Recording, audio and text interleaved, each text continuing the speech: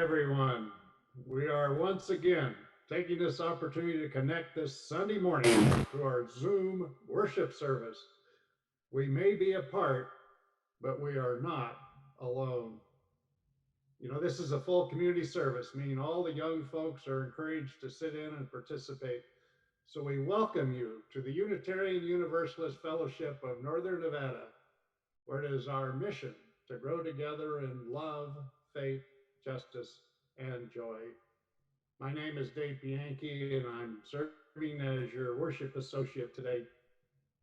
We've asked everyone to stay home and view us on your personal devices, but know that we still welcome all to be part of us, regardless of racial identity, age, economic circumstances, immigration status, sexual orientation, or gender identity. Now, if you're someone who's viewing this and it's your first exposure to us, feel free to contact our office or our website for more information. That's also where you can download a newcomer form. You can sign up for our newsletter that keeps you informed of all the great activities that happen at UUFNN. So thank you. Thank you for being with us. Reverend Karen has a few comments. Good morning. We're delighted to have you joining us for our service this morning. If you're new to Zoom, just a couple of instructional tips that might be helpful to you. If you take your cursor to the top of the screen, you'll find something called Speaker View or Gallery View. If you are on Speaker View, that will help each presenter come fully into your screen to allow you to follow our worship. And you'll also want to use Gallery View at some point so that you can see who all is here. I also want to draw your attention to the chat box.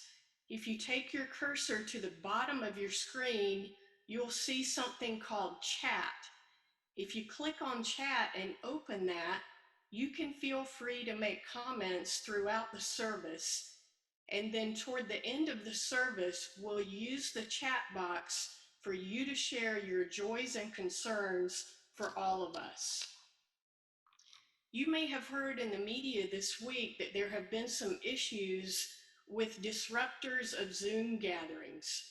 We want to assure you this morning that our amazing tech team led by Philip Moore has put many cautionary things in place to prevent such an occurrence. But if that were to happen, we have a plan. And that plan is for us to sing Gathered Here, which we'll be singing in just a moment as part of our service. And then we will work to eradicate any disruptors as quickly as possible.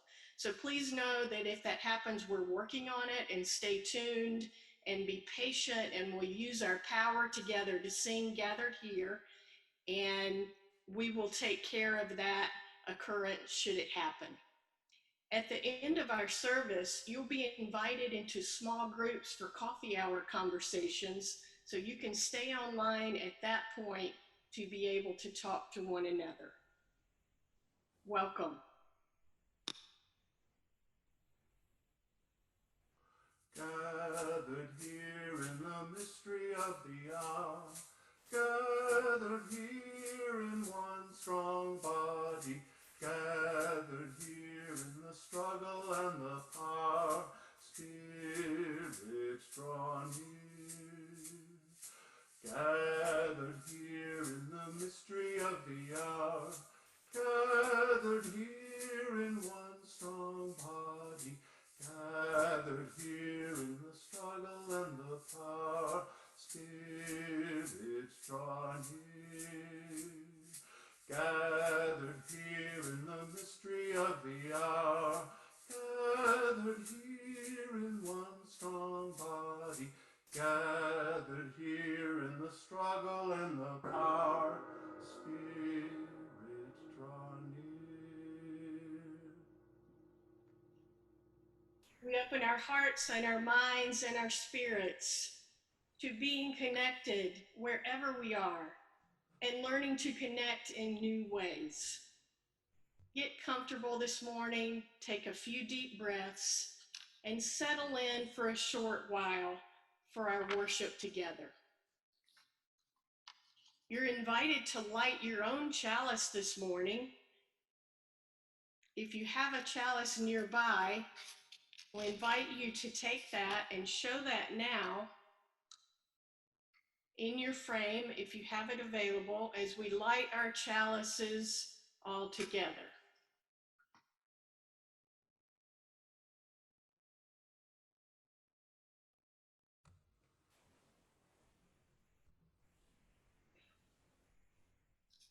Through the mystery of time and space and the connection of community, may the light and warmth of our chalices reach us all wherever we are and remind us that we are each loved and that we are all connected.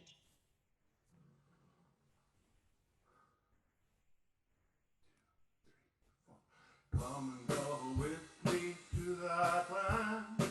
Come and go with me to that land. Come and go with me to that land where I'm bound, where I'm bound. Come and go with me to that land. Come and go with me to that land. Come and go with me to that land where I'm bound. There'll be freedom in that land. There'll be freedom in that land. There'll be freedom in that land where I'm bound, where I'm bound. There'll be freedom in that land. There'll be freedom in that land. There'll be freedom in that land where I'm bound. There'll be justice in that land. There'll be justice in that land. There'll be justice in that land where I'm bound, where I'm bound. There'll be justice in that land. There'll be justice in that land. There'll be justice in that land where I'm bound. There'll be singing in that land.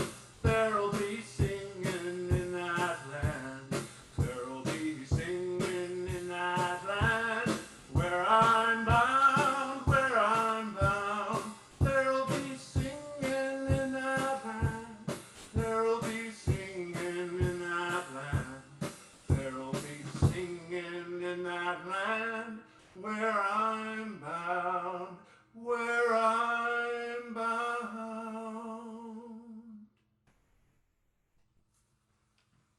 We're delighted to welcome to our service today our guest speaker, Monique Normand. Monique is originally from Las Vegas, and she holds a bachelor's in English and a master's in social work from UNR.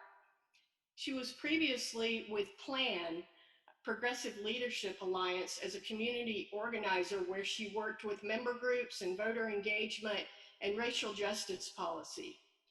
Monique has also worked at UNR in engagement and as a persistence coordinator in the Diversity Center, and later as outreach coordinator in the Center for Student Engagement. She's currently a clinical social work intern and serves on the board of the Coalition Against the Death Penalty. It is so important that as Unitarian Universalists, we continue to live our values as justice for all people. And even in these days of pandemic, and especially in these days of pandemic, we continue our efforts to dismantle white supremacy. Monique is going to share a little bit with us about what it's like to be a person of color in Reno, and also about why the coronavirus affects person of color communities disproportionately. I've had the opportunity to get to know Monique over these last few weeks and months, and it has been a personal joy for me. Monique, we're delighted to have you with us today. Welcome. Thank you. What a great introduction. I just want to thank you all for letting me join you today and just be able to share my experience with you. So a little bit about me before I get in. Like you heard, I'm from Las Vegas, Nevada, born and raised. My family is all part of the culinary union. So at a really young age, I got a chance to really understand what fighting for your rights looked like. Um, Oftentimes, my parents would be out on the picket lines, picketing for workers' rights and healthcare and all of those things.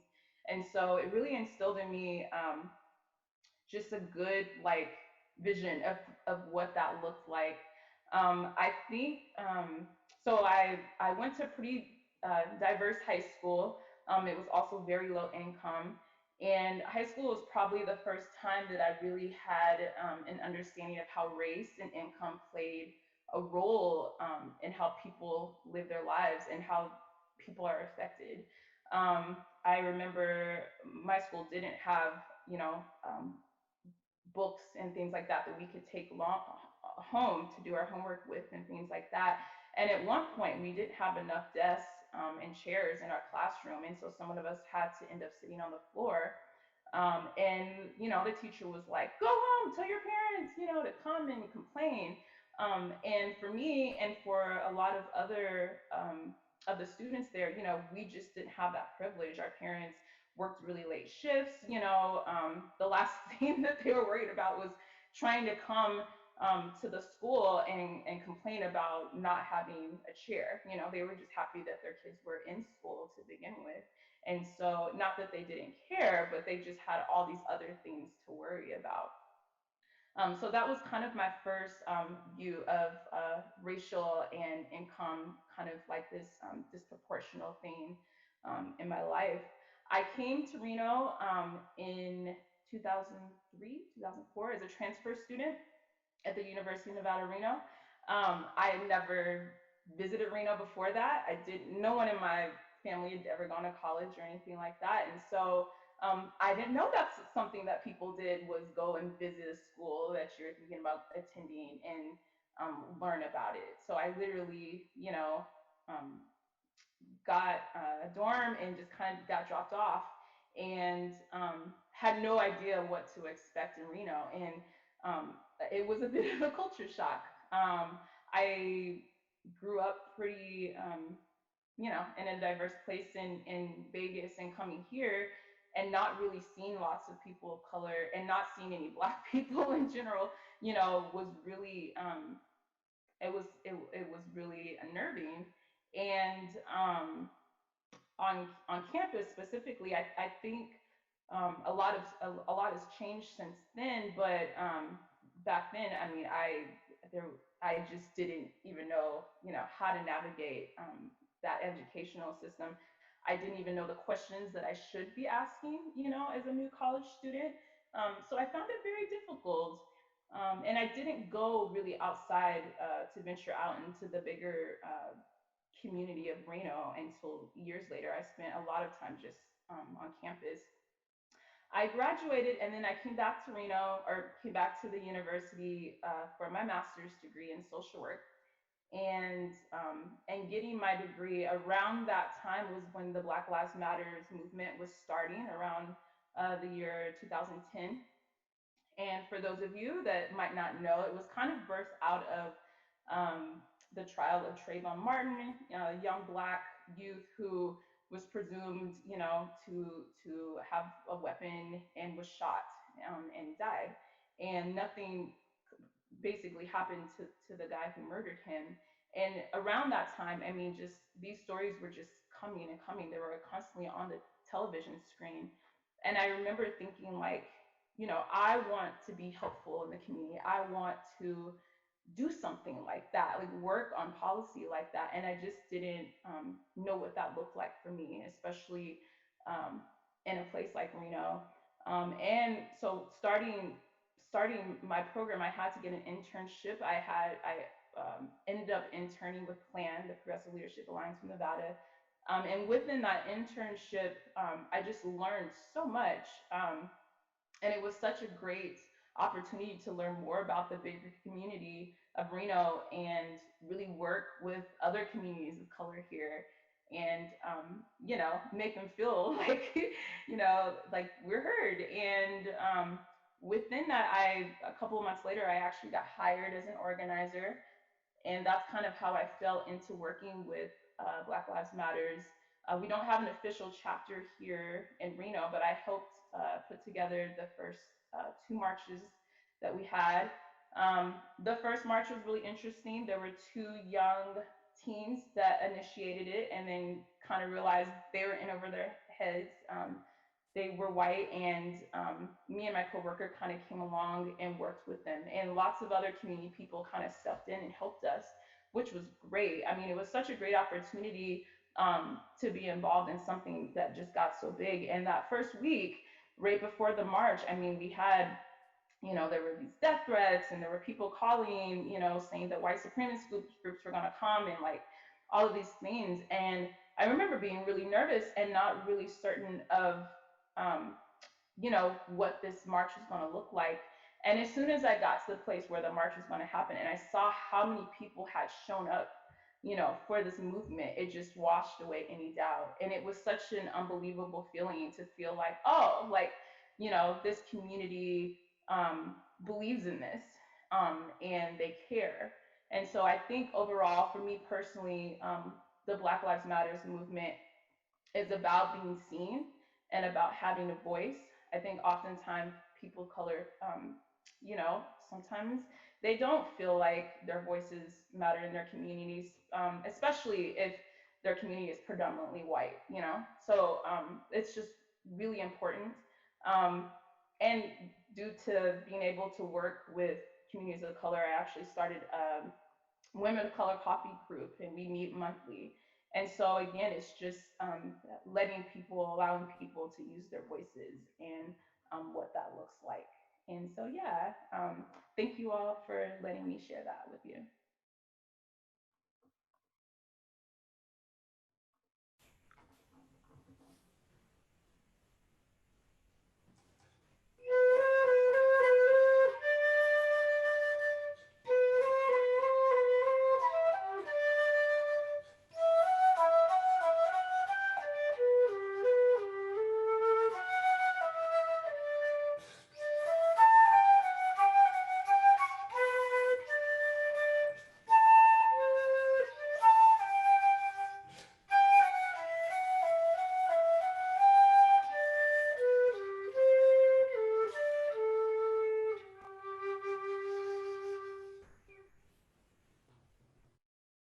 Thank you, Bill.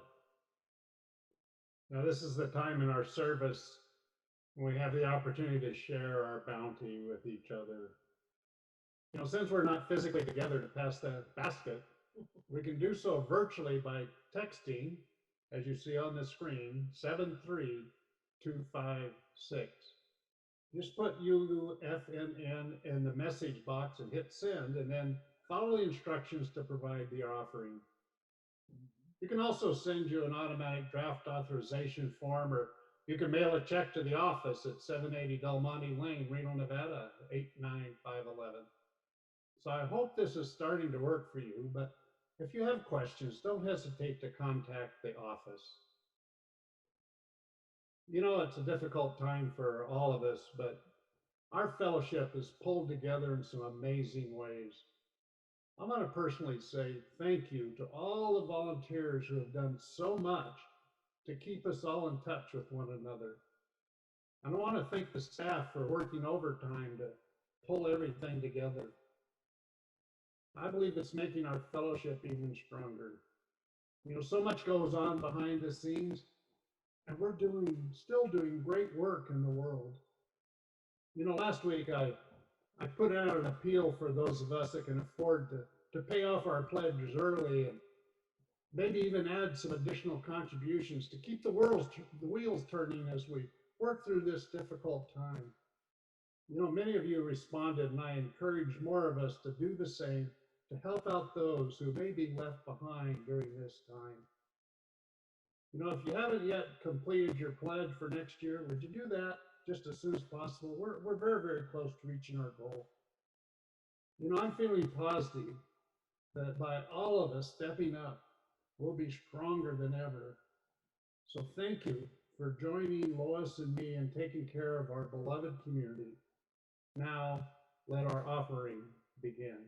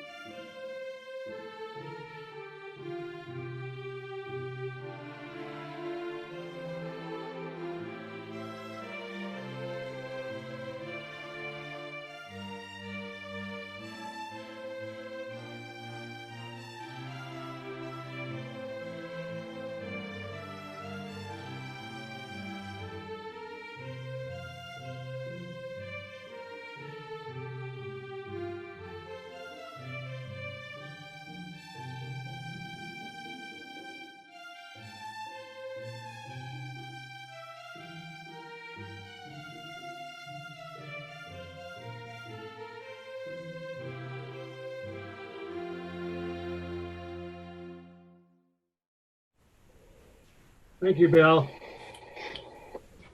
We appreciate that.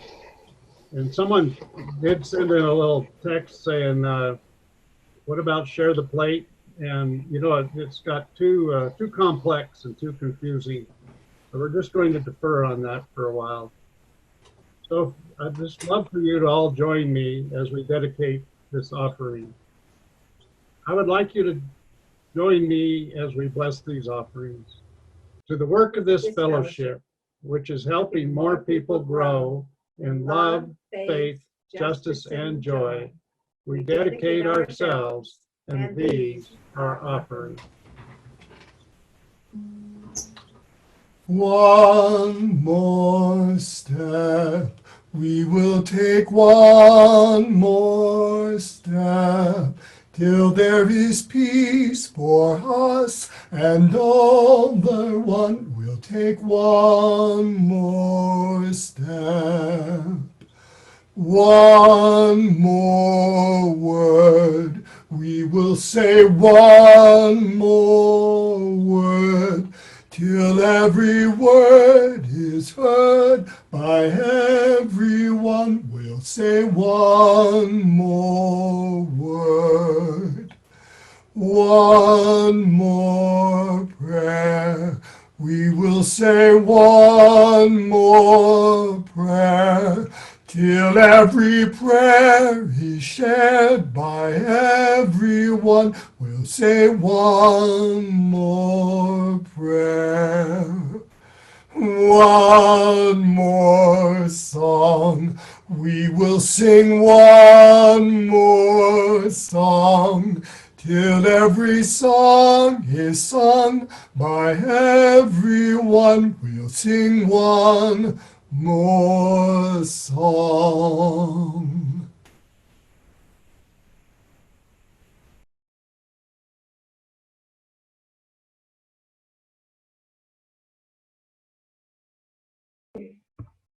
There we go. Just trying to unmute myself. So I just wanted to talk a little bit about COVID-19 and how it affects communities of color differently.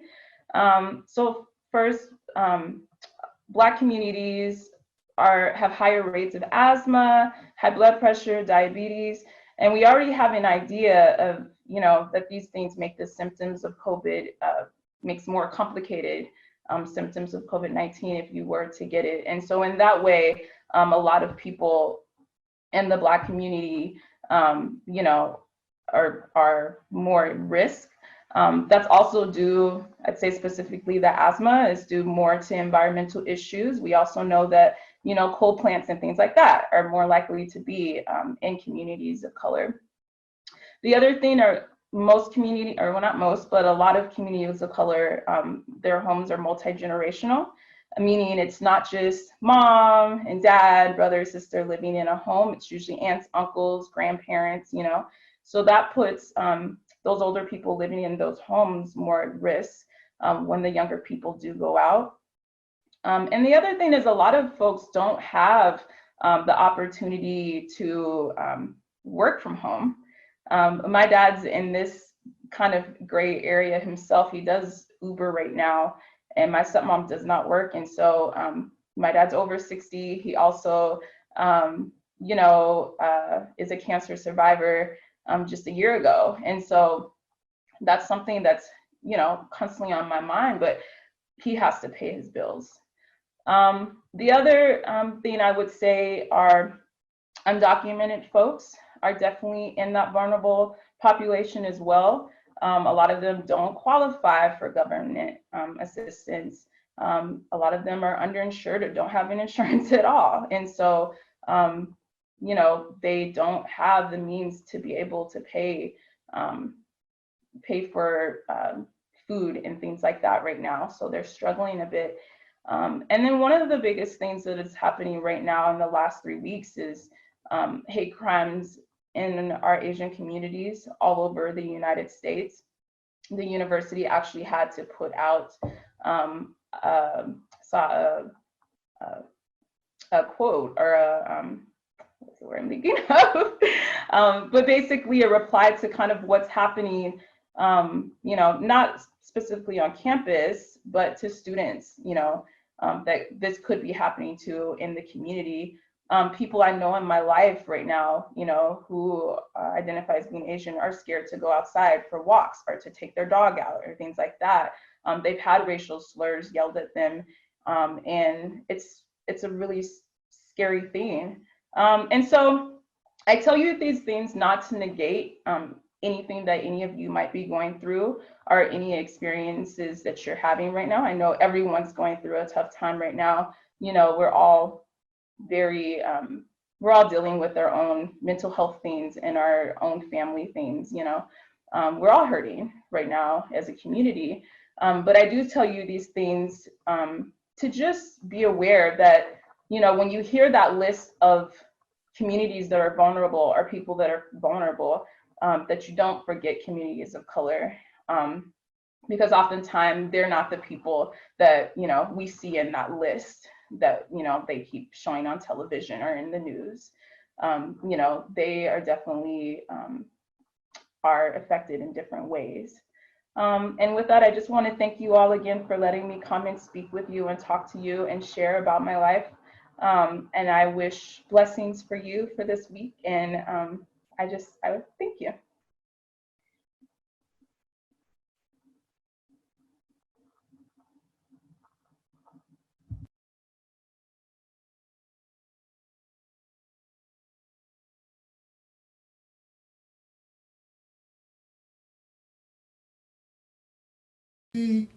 That'll work better. Thought I did. Apologies. One more step. We will take one more step till there is peace for us and everyone. Will take one more step. One more word. We will say one more word till every word is heard by everyone. We'll say one more word. We take a few moments now to join together in our time of community prayer and meditation, joining our hearts and our spirits and our minds and our presence from wherever we are together as one.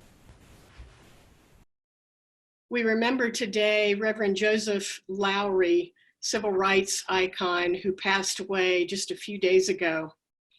And we also remember that yesterday is the anniversary of the assassination of Reverend Dr. Martin Luther King Jr.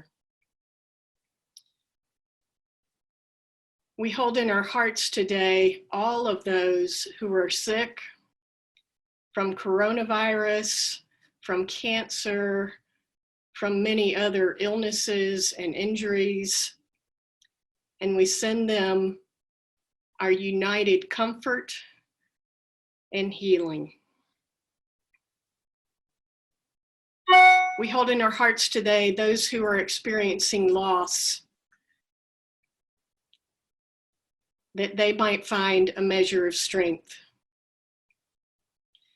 We send our love and our strength and our courage to all those healthcare workers who are putting themselves on the front lines of this pandemic. At this time, you are invited to type into the chat box your joys and concerns that you would like to share with our gathered community in these moments.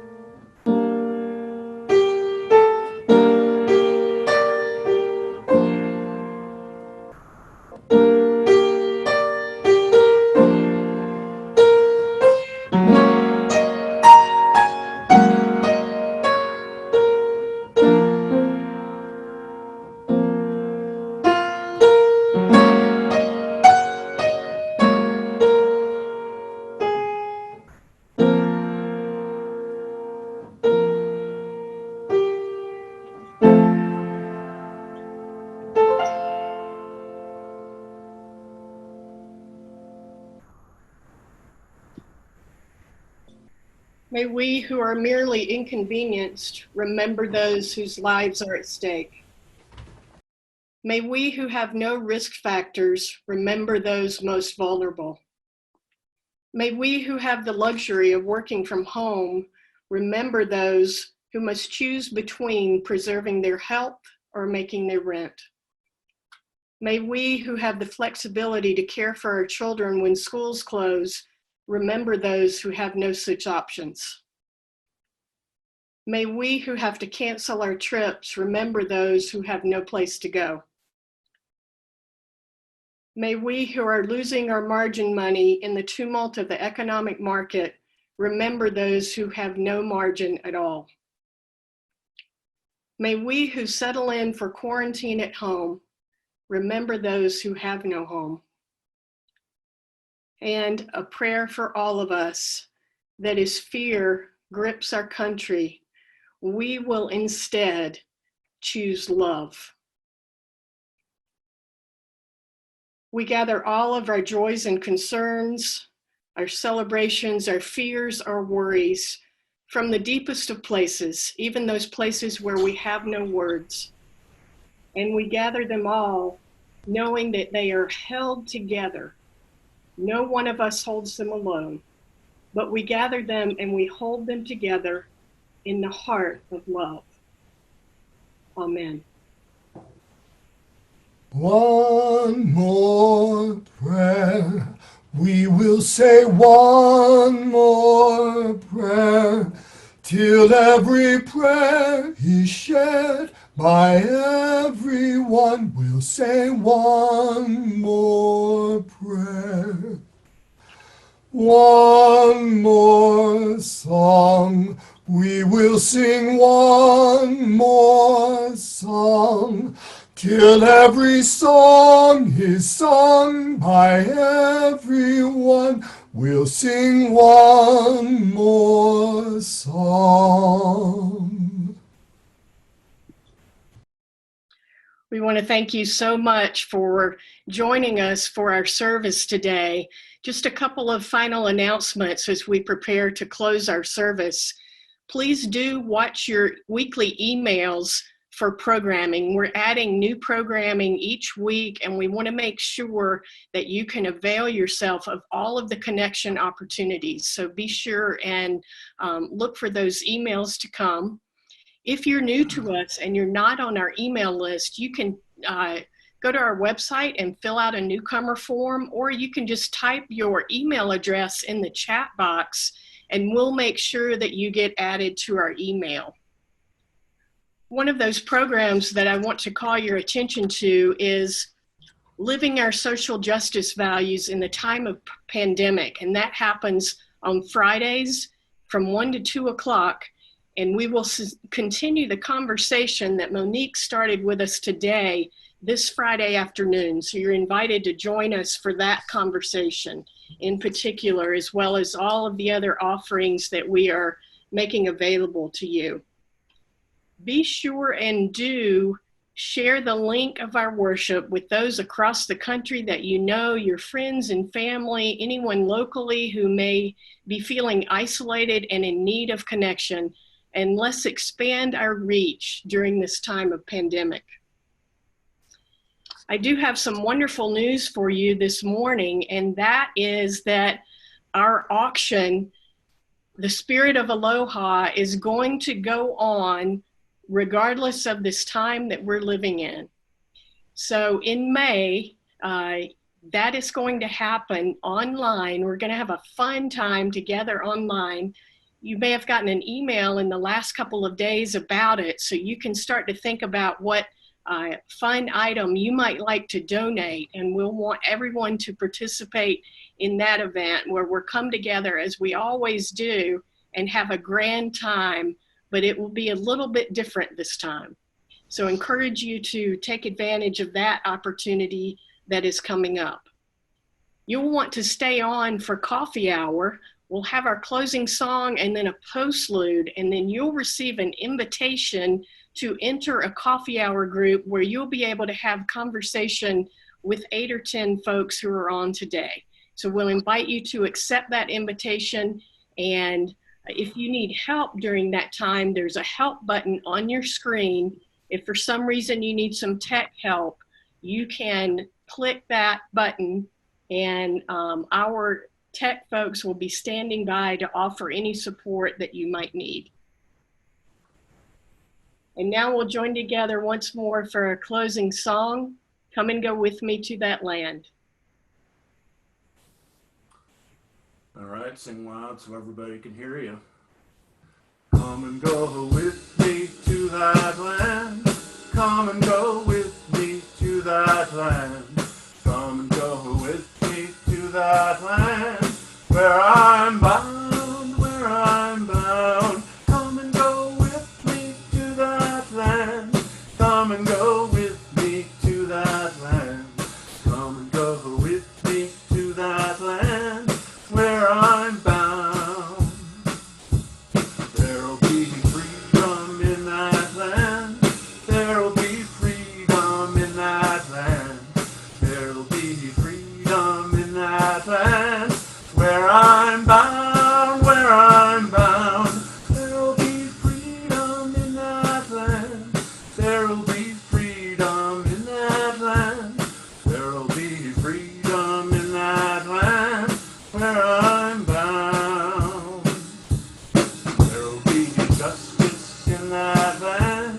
There'll be justice in that land. There'll be justice in that land.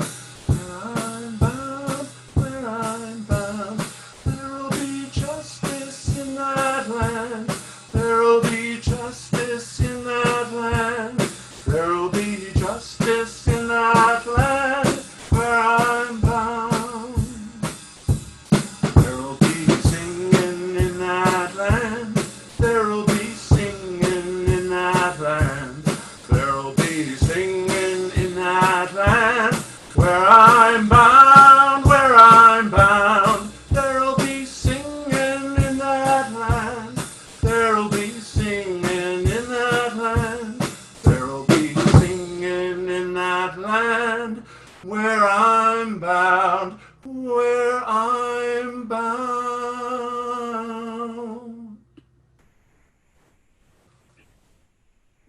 Beloved, would you receive the blessing? Even though we are separated from one another in these days, we act upon our call to continue our justice work. Even in those moments when you may feel afraid or you may feel lonely, know that there is connection available. And we will join together toward a time of an awakening. Beloved, know that you are loved and that you have everything that you need. We have everything that we need together to bring about an awakening of this time. Blessed be, and amen.